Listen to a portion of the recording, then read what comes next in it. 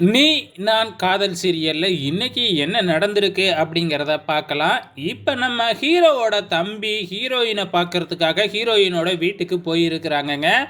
அங்க போனது மட்டும் இல்லாம நம்ம அபியோட காயம் எப்படி இருக்கு அப்படின்னு பார்த்துட்டு, மீண்டும் வேலைக்கு வரீங்களா அப்படின்னு சொல்லி கேட்கறதுக்காக தான் வந்திருக்கிறாங்க. ஆனாலும் வந்து பார்த்தீங்கன்னா, உங்க அண்ணன் இருக்கிற ஆபீஸ்க்கு நான் இதுக்கப்புறம் வேலைக்கு வரமாட்டேன் அப்படிங்கிற மாதிரி சொல்லிடுறாங்க.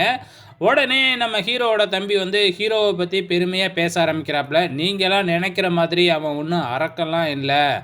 அவன் வாழ்க்கையில நடந்த சில சம்பவங்கள் தான் அவன அப்படி மாத்தியிருக்கு. மத்தபடி வந்து அவன் ரொம்பவுமே நல்லவன். அவன் யாருக்குமே தெரியாம நெறைய பேருக்கு ஹெல்ப் பண்ணிக்கிட்டு வரான். நெறைய ஏழைங்கள படிக்க வச்சுக்கிட்டு வரான். அப்படி இப்படின்னு வந்து பார்த்தீங்கன்னா, ராகவ பத்தி நம்ம ஆளு எல்லாமே சொல்றாப்புல. அப்பத்தான் நம்ம ஹீரோயினுக்கு ஞாபகமே வருது. ஆபீஸ்ல வந்து பார்த்தீங்கன்னா, ஒரு குழந்தைய ஒரு பாப்பாவ படிக்க வைக்கிறதுக்காக ஒரு பேரண்ட்ஸ் வந்து கேட்டாங்க இல்லையா? ஸோ, அப்ப ராகவ கூட ஹெல்ப் பண்ணியிருந்தாப்புல. அப்ப வெளியில வந்து பார்த்தீங்கன்னா, ராகவ புகழ்ந்து தள்ளியிருப்பாங்க அந்த ஃபேமிலி. ஸோ, அத எல்லாமே ஹீரோயின் நெனச்சு பார்க்குறாங்க. ஸோ, இதுக்கப்புறம் வந்து பார்த்தீங்கன்னா, நம்ம ஹீரோவோட தம்பி அங்கேருந்து கிளம்பி போயிடுறாப்புல. இது எல்லாத்தையுமே வந்து மறைஞ்சு இருந்து வந்து பார்த்தீங்கன்னா, வாட்ச் பண்ணிக்கிட்டே இருக்கிறாப்புல நம்ம முரளி, அதாவது நவீன்.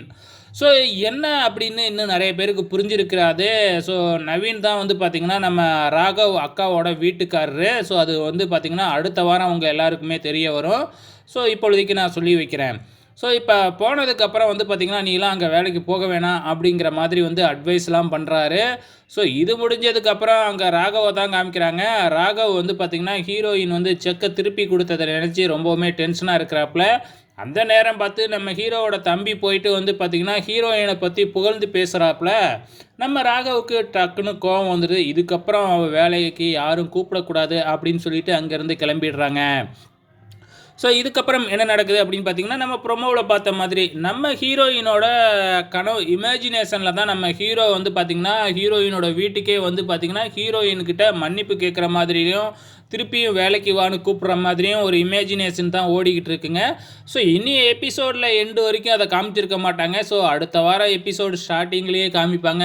ஹீரோயின் வந்து அத இமேஜினேஷன் பண்றாங்க அப்படின்னு சொல்லிட்டு வெயிட் பண்ணி பாருங்க.